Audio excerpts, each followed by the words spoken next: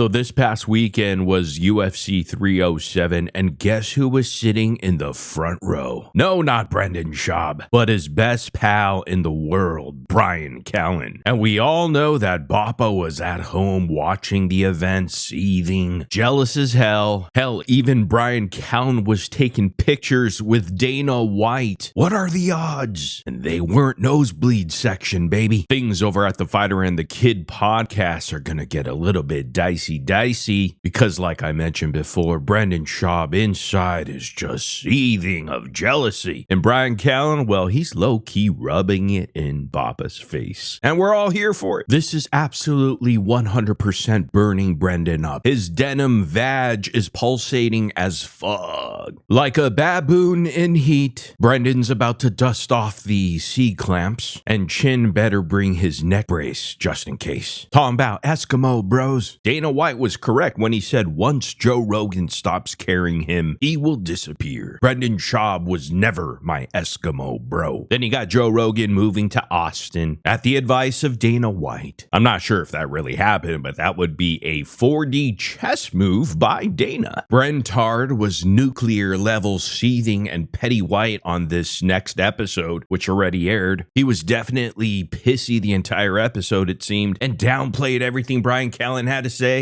Now let's get to the fights. And then the fights. Did you like sitting that close? It's a lot, huh? I love it. Personally, if I'm going to watch the fights, it's and if you sit anywhere else, it's awful. Oh, I disagree. Really? You'd rather be where high up? I'd rather be one level up, yeah. I don't like being close to the cage. Yeah. You can't see certain things. Really? I love it. Well, to your point, though, I think Daniel and Rogan are watching the monitor more than they're watching the fights. It's hard to see. Yeah. Yeah, especially with the pillars and the cameraman and all that. I'd rather be above that. Yeah, so I can see everything. Well, being that close and hearing the devastating sound of a guy like Alex Pereira's feet and fists, I mean, oof. He looks different. I don't know how he gets down to 205. Just his head. Dude, think about it. He made 185.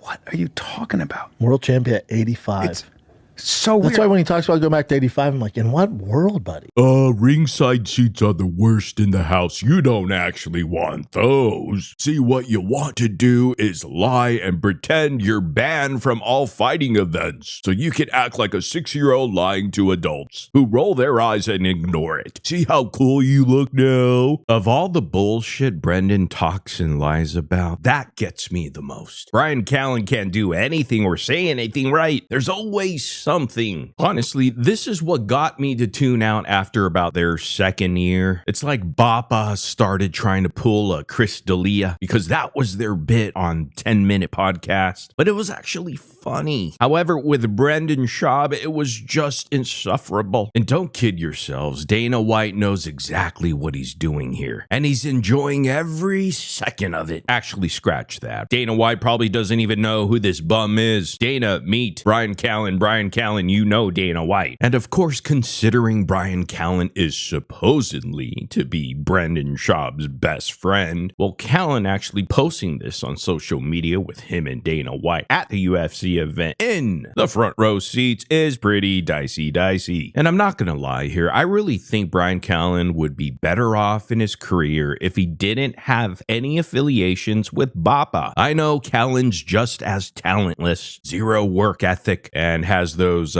grape allegations, but even with all that, the main thing holding Callen back is being part of a sinking ship we all know as Thick Boy Studios. But of course, we all know that the Fighter and the Kid money is a sure thing, a sure bet that Bryan Callen can't afford to lose. Why is this? Because Callen is paying something like what, $40K to about $50,000 a month just in alimony. I just love the fact that knowing that this will eat away at fat at Patrick and how Brendan knows he is on the outside of everything that's popular and cool with his friends, a la Theo Vaughn and now Bryan Callen. It's pretty goddamn hilarious. But there's nothing cooler than a 60-year-old trust fund loser like Bryan Callen taking selfies with other celebrities and posting them on his Instagram like a teenager. And why does Bryan Callen always have to make that open-mouthed and shocked face when he takes pictures? What are you, some teen TikToker? And again, Brain Dumb was home fuming, Papa punching air right now. Well, much like his UFC career, Brendan hates everything right now. He knows there's nothing he can do to get back on the inside graces of the UFC and Dana White in particular, and it eats away at him like a cancer. Anyhow, let me know what y'all think in the comment section down below, because that's what truly matters, even though we don't matter. But hey guys, do me a huge favor, hit that like and subscribe button on your way out. I truly do appreciate it. Also push the notification bell so you know when new videos drop. Other than that, I'll see you guys in the next video. Take care.